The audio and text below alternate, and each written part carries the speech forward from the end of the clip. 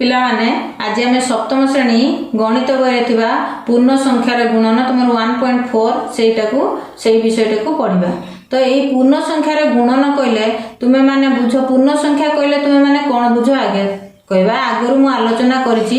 पूर्ण संख्या कहले समस्त धनात्मक संख्या समस्त ऋणात्मक संख्या और शून्य यही संख्या मानक नेकी पूर्ण संख्या गठित।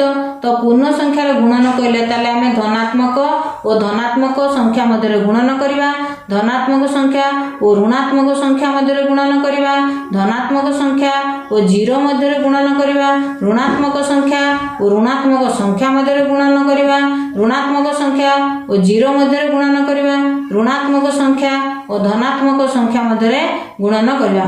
वर्तमान आमे प्रथमटी दुईटी धनात्मक संख्यार गुणन बा धनात्मक धनात्मक मध्य गुणन प्रथमे करिबा। तो दुईटी धनात्मक संख्या मु एठार नेछि 4 और 3।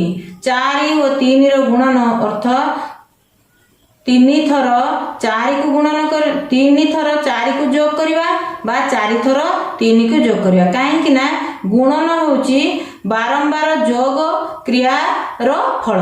तो गोटे संख्या को आमे बारंबार जोग कले जो फल पाइबा ताकू जेतिक थर आमे जोग करथिबा सेही संख्या को सेही आमे गुणन कर देले सेही फल आमे पाइबा। वर्तमान 4 को मु 3 थर जोग करछि। तो 4 + 4 + 4 या 12 आमे केमितिका एटा 12 आमे पाइलु एठु मु देखौछि।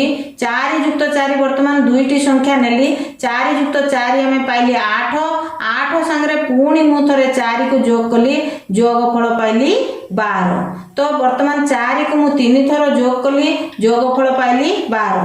वर्तमान 3 को मु से बळा 4 थर जोग करबी 3 प्रथमे दुईटी 3 जोग कली जोग करिबा द्वारा मु पाइली फल 6 संगरे पुणी मु जोग कली 3 आउ आरो दुईटी 3 को एमिति लिखि देली जेमितिका हमरो सरल करू।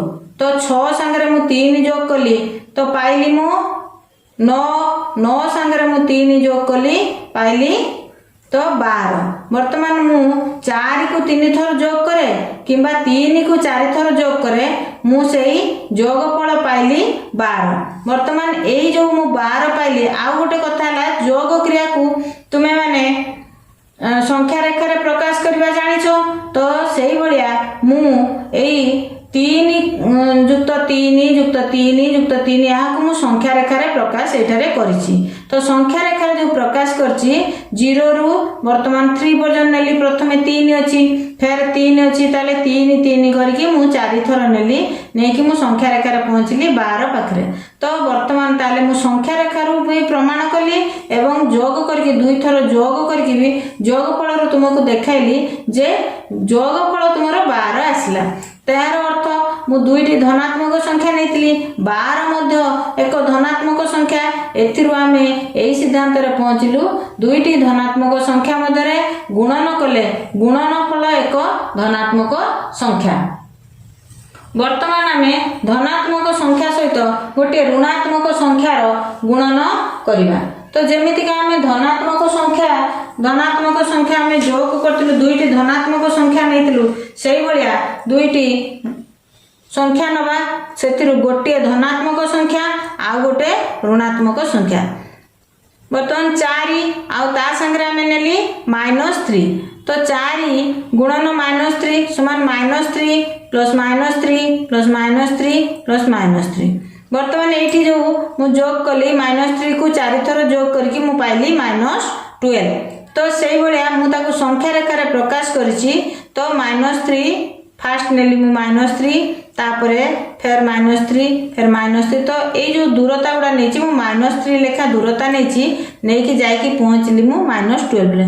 ताले जोग करे किंबा बारंबार जोग करे किंबा संख्या रेखा देखाए आमे सेही गोटे रिजल्ट ही पाइलु -12।